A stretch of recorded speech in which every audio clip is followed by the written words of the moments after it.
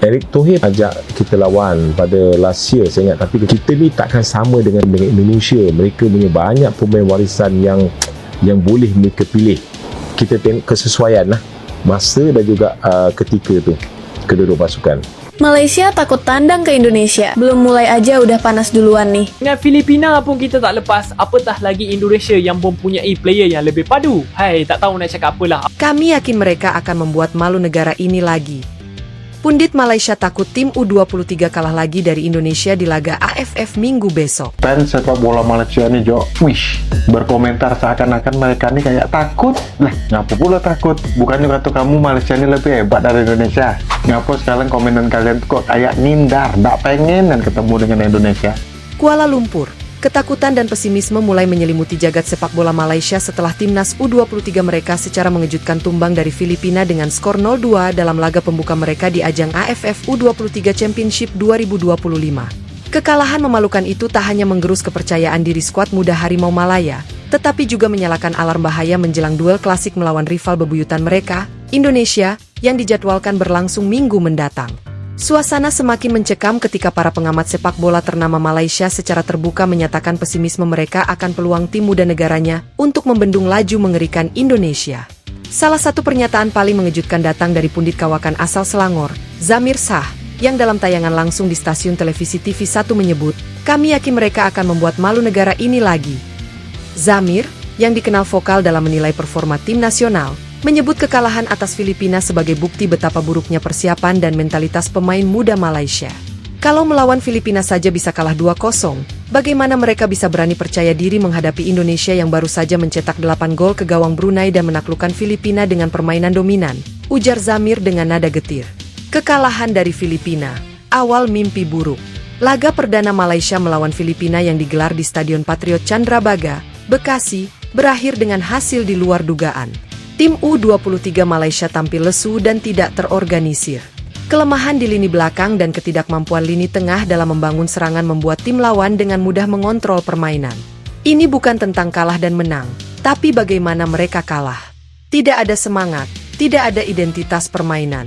Mereka seperti anak ayam kehilangan induk, kata Ahmad Fauzi, mantan pelatih tim muda Kuala Lumpur FA. Indonesia, ancaman nyata di depan mata. Di sisi lain, Timnas U23 Indonesia tampil gemilang di dua laga awal. Mereka menundukkan Filipina 1-0 dalam laga pembuka dan menghancurkan Brunei 8-0 dalam laga kedua. Hasil ini menjadikan Indonesia sebagai tim paling subur di fase grup dan mempertegas status mereka sebagai kandidat kuat juara turnamen. Menurut data statistik resmi dari AFF, Indonesia mencatatkan 24 tembakan tepat sasaran dalam dua laga, dengan 63% penguasaan bola rata-rata per pertandingan. Pelatih kepala mereka, Shin Tae-yong, dipuji luas karena mampu memaksimalkan talenta muda dengan gaya permainan yang modern dan atraktif. Mereka bermain dengan struktur taktik Eropa, tapi tetap mengedepankan semangat Asia Tenggara. Tim ini sangat disiplin, dan kekompakan mereka membuat lawan tak berkutik, puji jurnalis olahraga Singapura, Kenneth Liu, dalam kolomnya di The Straits Times. Tekanan publik Malaysia semakin berat. Kekalahan dari Filipina langsung menimbulkan reaksi keras dari publik dan netizen Malaysia. Media sosial dipenuhi kritikan terhadap pelatih U23 Malaysia, Nazrin Azmi, yang dianggap gagal membawa aura kompetitif dan strategi yang jelas. Kita tahu Indonesia semakin berkembang, tapi masa kita harus menyerah sebelum bertanding? Kalau mentalnya begini terus, jangan harap bisa juara ASEAN, tulis akun Harimau Muda Legacy di X, sebelumnya Twitter, yang mendapatkan lebih dari 30.000 likes dan ribuan komentar dukungan. Bahkan para mantan pemain nasional Malaysia pun angkat bicara.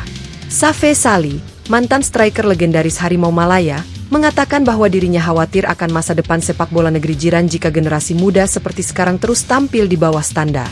Kalau kalah dari Indonesia, itu biasa. Tapi kalau kalah tanpa perlawanan, itu memalukan. Harus ada pembenahan dari dasar, tegas Safe kepada media. Pertaruhan terakhir Nazrin Azmi. Pelatih kepala Malaysia, Nazrin Azmi, berada di bawah tekanan berat menjelang laga melawan Indonesia. Dalam konferensi pers, ia mencoba menenangkan publik dan menegaskan bahwa timnya tidak akan menyerah. Kami sadar betul kritik yang ada, tapi kami tetap akan berjuang. Kami tidak akan memberikan kemenangan gratis kepada Indonesia. Masih ada waktu untuk bangkit, kata Nazrin. Namun banyak pihak meragukan kapasitasnya untuk benar-benar membawa perubahan signifikan dalam waktu singkat. Beberapa analis bahkan menyebut pertandingan melawan Indonesia sebagai pertaruhan terakhir bagi masa depan karir Nazrin di level tim nasional. Indonesia santai, tapi tetap waspada. Sementara itu, pelatih Indonesia, Shin Tae-yong, memilih untuk tetap merendah meski banyak pujian mengalir untuk timnya. Dalam sesi latihan di lapangan AS Senayan, ia menyatakan bahwa Indonesia tidak akan meremehkan Malaysia. Mereka terluka, dan tim yang terluka bisa sangat berbahaya. Kami akan tetap disiplin, tidak boleh anggap remeh siapapun, kata pelatih asal Korea Selatan itu. Namun di ruang ganti, semangat skuad Garuda Muda tampak menyala-nyala. Para pemain semakin percaya diri dan mulai bermimpi untuk mengangkat trofi di hadapan publik sendiri. Media ASEAN fokus ke duel Indonesia versus Malaysia. Pertandingan mendatang antara Indonesia dan Malaysia diprediksi akan menjadi laga paling disorot di babak penyisihan grup AFF U23. Media dari Thailand, Vietnam, dan bahkan Jepang turut mengirimkan perwakilan mereka untuk meliput langsung duel klasik Asia Tenggara ini. Banyak yang melihat ini bukan hanya sebagai pertandingan sepak bola, melainkan cermin dari kebangkitan sepak bola Indonesia dan kelesuan sepak bola Malaysia. Kalau Indonesia menang besar lagi, mereka bukan cuma jadi favorit juara AFF, tapi bisa jadi kekuatan baru Asia, tulis harian Bangkok Post. Prediksi dan skenario laga. Berdasarkan performa terakhir, banyak pengamat memperkirakan Indonesia akan kembali menang. Namun skor akhir tetap sulit ditebak karena faktor psikologis dan rivalitas yang tinggi. Skenario realistis yang disiapkan Malaysia adalah bermain bertahan total dan mengandalkan serangan balik cepat. Sedangkan Indonesia diperkirakan akan bermain menyerang sejak menit awal demi mengamankan posisi puncak klasemen. Apa kata fans? Dukungan terhadap Indonesia terus mengalir. Stadion diperkirakan akan penuh sesak oleh supporter merah putih. Di media sosial, tagar Garuda U23 dan bantai Malaysia kembali trending. Ayo anak-anak muda, buktikan kita bukan lagi tim kecil. Bawa pulang harga diri bangsa, tulis akun Indo Pride Army di Instagram, disertai foto pemain Indonesia merayakan gol. Di sisi Malaysia, supporter mulai kehilangan harapan. Banyak dari mereka bahkan menyarankan untuk segera melakukan reformasi menyeluruh di tubuh FAM. Penutup, momen penentu masa depan dua negara. Pertandingan Indonesia versus Malaysia bukan hanya soal menang atau kalah. Ini tentang harga diri, sejarah, dan arah masa depan sepak bola dua negara serumpun.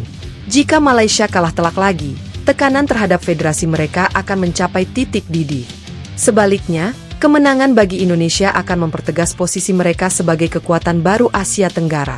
Kami yakin mereka akan membuat malu negara ini lagi, kata Zamir Shah. Dan mungkin, kata-kata itu akan menjadi kenyataan yang pahit bagi Malaysia, dan sorak-sorai kegembiraan bagi Indonesia. Kuala Lumpur, ketakutan dan pesimisme mulai menyelimuti jagat sepak bola Malaysia setelah timnas U23 mereka secara mengejutkan tumbang dari Filipina dengan skor 0-2 dalam laga pembuka mereka di ajang AFF U23 Championship 2025.